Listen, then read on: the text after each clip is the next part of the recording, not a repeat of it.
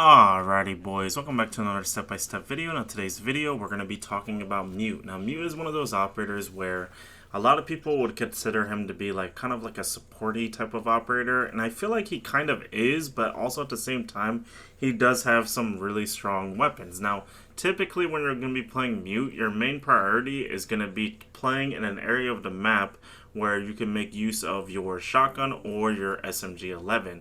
And what I mean by that is, for example, on this map for Cafe here, guys, one of the things that I like to go for is I like to go for an early C4 toss and then play inside of the cigar shop closet.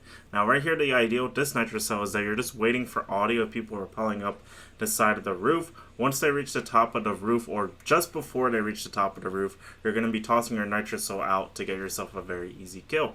Now after I get this kill, there's a couple of different options for me here. I can go back and play inside a piano here. Now this is typically the safer option because then you can just double up for a zombie, play for the window repels, and you're in good shape. However, one of the things that I'm going to opt for here is I'm just going to play it for a little bit, and then I'm going to rotate back into CS since nobody's getting on the repel. And the idea with this CS closet here is that you want to have your shotgun out, you want to lean to the far right here, and the idea is that you're waiting for the left side of the hatch drop, because this is where people drop when they do drop this hatch. If they don't drop on the left side, it's a free kill regardless of where like they drop for, basically. So this is the priority side of the drop, if that makes sense. You want to hold your shotgun out for this side of the door, because if they drop on the right side, you're going to get a free kill. If they drop square on the left side, the only way you're going to be able to kill them is if you're actively holding it.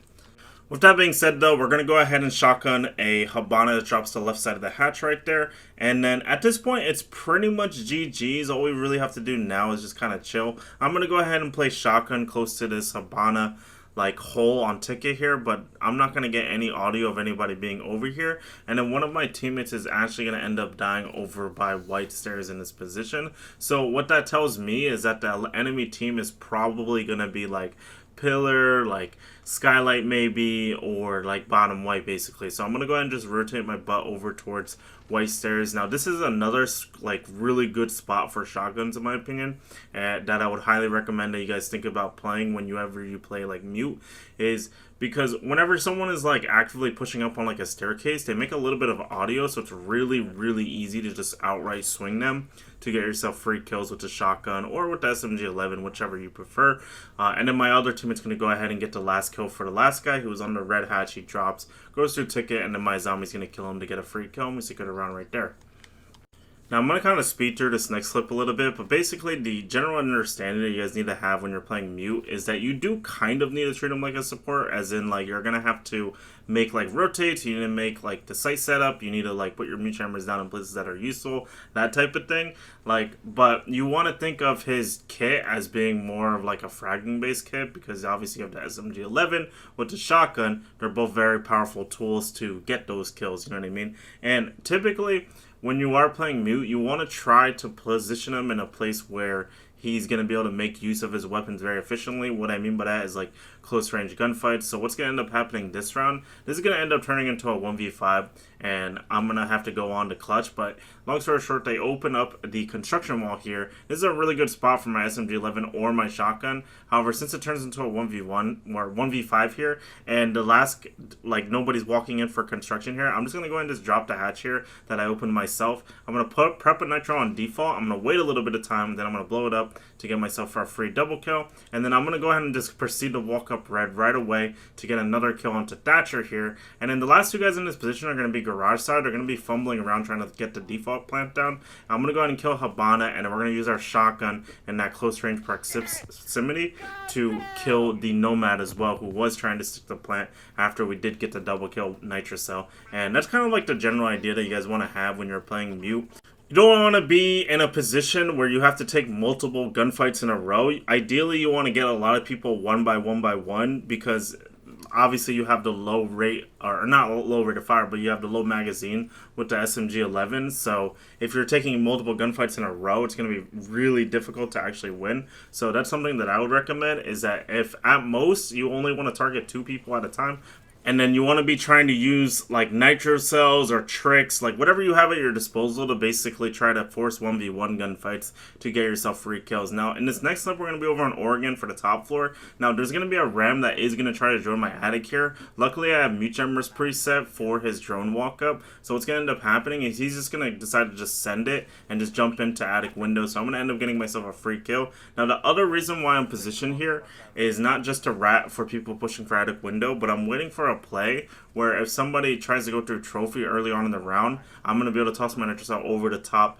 to get myself a free kill. And it's very easy to get audio for people that are inside a trophy when you are positioned inside of attic like that. And then there's going to be another guy here that's going to be on big window. Now right here I'm just going to get a really nice pre-fire.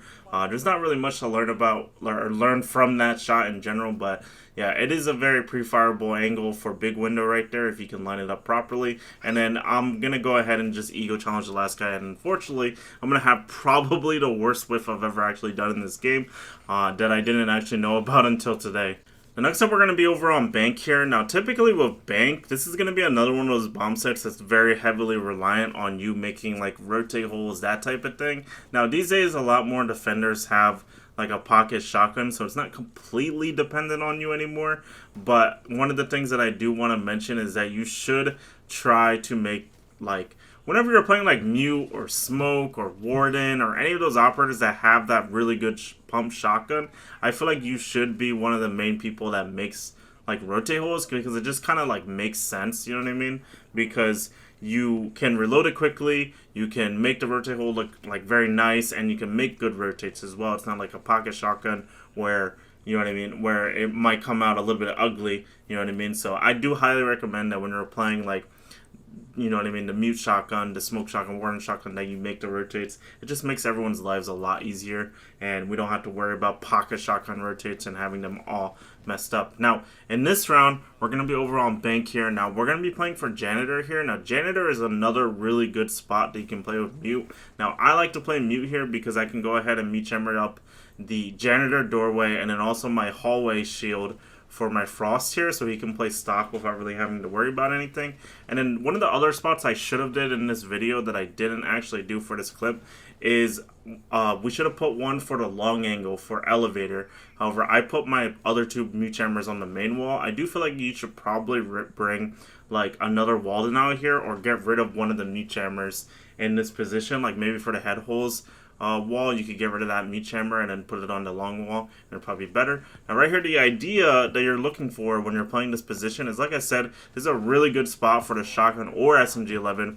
For people that go into stock, you're looking to swing them for SMG-11. For people that swing you close, you're using your shotgun. Now in this specific round, I didn't have enough time to switch to my shotgun before the ace pushed up on me, so that's why I just took the gunfight with the SMG-11. The nice thing about the SMG-11 is that you do have that ability of being able to use it in close range as well, just as good as the shotgun in my opinion, as long as you're hitting the headshot.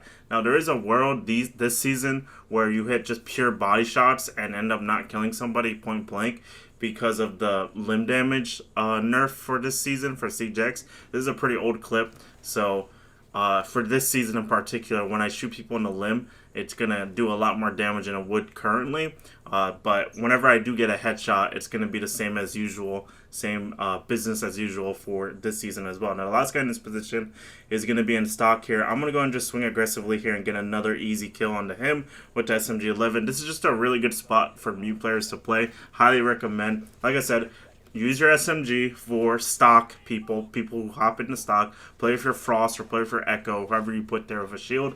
And your general idea is to help them with them getting swung from stock, basically, by using defeat holes with your SMG-11. And then you want to use your shotgun and then work with your Frost for long angle for anybody approaching you close. Now that round, my Frost died really quickly, so it didn't really matter. But that's how you normally would play it, is just work with your teammate right there to lock down that space and make it really hard for an enemy team to win unless they do some kind of fancy push. You know, one thing I've been meaning to ask you guys is, what kind of players are you guys when it comes to this game? Like, are you guys solo queue players? Are you guys playing squads a lot? Like, what kind of playstyle do you guys have? That's one thing that I've never really thought about too much when I make my videos. Like, a lot of times I'll just like make videos based off of like a solo queue setting or squad setting. Like for example, in this next round, we're going to be in border. This is going to be like a squad setting type of clip where I'm playing the top floor and I'm doing vertical with 2 other teammates here. And the general idea is to play vertical from above. Now, this isn't a strat that you would do when you're solo queuing. So if you're more of like a solo queue warrior, you're probably going to want to be playing like Legion. You could still do the strat, but you're probably going to want to play Legion because Legion's going to be able to hold more of the space with his utility. Now right here, we're going to go ahead and kill one outside lockers wall. Then we're going to drop the hatch. We're going to kill another one on the front door. Now the front door kill was a little bit lucky, but the lockers door guy, I didn't know that he was there.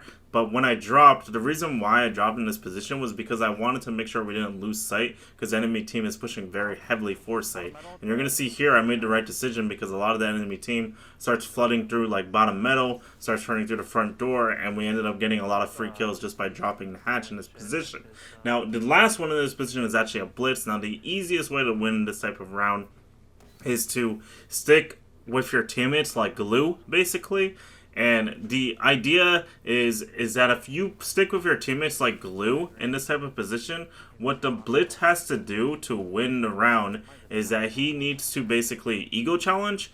And so what you want to do is that since he has to ego challenge to be able to kill you in this type of position, you're going to want to just play safe with your teammates. Now right here, I'm going to get a little bit too aggressive, but I'm just going to run right back to my teammates. Now Blitz is going to see this. He's going to try to ADS me. There's not really an easy way for him to win unless he hits the nastiest head taps of his Siege career, but I'm going to go ahead and kill him right there to secure the round. I hope you guys enjoyed today's step-by-step video. Please make sure to like and subscribe. Peace!